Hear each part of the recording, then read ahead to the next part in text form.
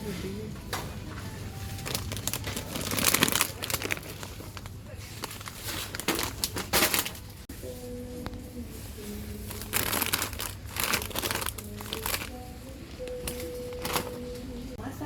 dan kesihatan pelanggan menjadi keutamaan saya. Saya membawakan pengalaman hidup dan baharu bersama kami.